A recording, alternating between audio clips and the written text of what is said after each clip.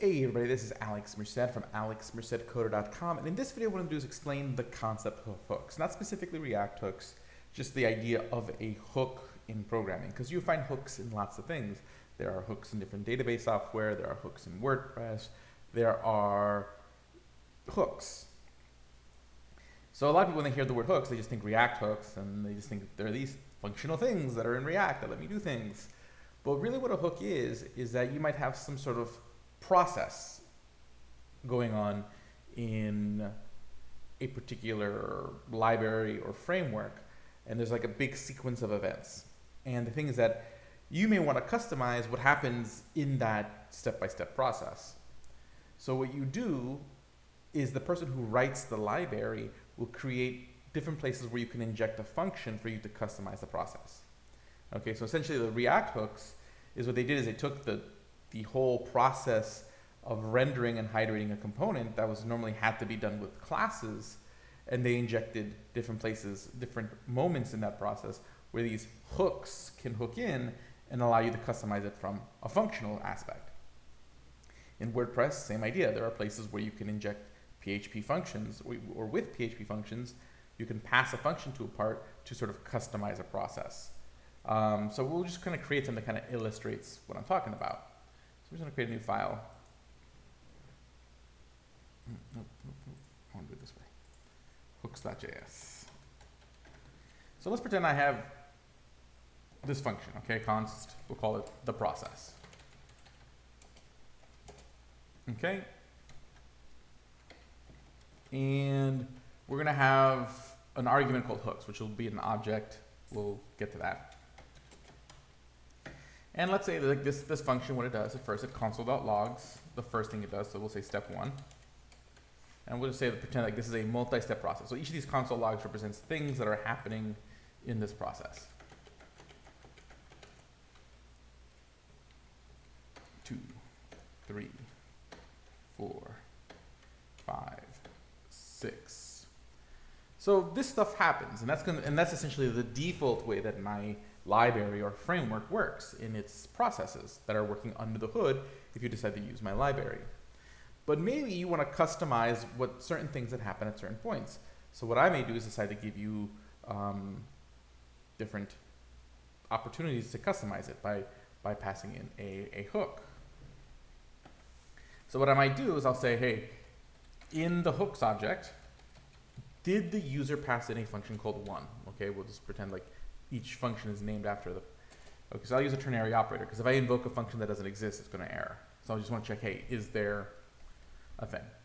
Okay, and actually probably even better would be like, is type of hooks.1 equal a function? So basically, if that's a function, then let's run it. Hooks.1, okay, else don't do anything. Okay, and then I might copy this process after each step. So after each step, I'm going to inject the hook, so that way you can add additional code at any point in the process. Okay, and then basically I have to just rename each of these, so let's just do that. So this will be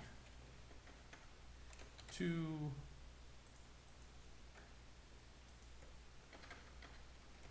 3,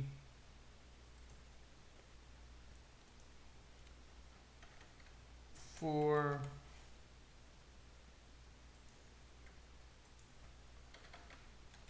5, 6,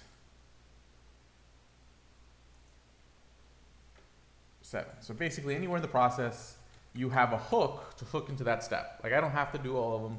So let's pretend I do this. Process. So I run the function, the process. I pass in an object. In this object I'm going to have a hook, or basically I will pass in 4. Okay, which occurs after step 3. And then 4 will just equal a function. That's console.logs. Console.log. Hook for run. Okay? So theoretically, I'm passing this object hook with a function that's inside of this key 4. So there is no key 1, there's no key 2, there's no key 3. So all of these will just fail and just not run anything until we get to 4, and it'll run that process. So I'm able to inject something in the steps. So basically I'm saying, hey, between step this and step that, do this. That's what hooks do. But the problem is, if me, the library writer, never injected this, like if I never put in these lines of code here, the person who's using my library would have no way to inject code throughout the process, like customize the process. So that's what it means when like someone says in library, hey, we created hooks, we've added hooks into our library. So let me just run this, see how it goes. Hooks.js. And you see like that worked. And again, the reason I did the ternary operator is because, again, if I didn't define 1 as a function, then it's gonna like run it and fail. Say, hey, there's no function here. So what I'm doing is I'm checking, hey, is that key a function before I actually run it? Okay, and then if it is, I run it. If not, I don't run it.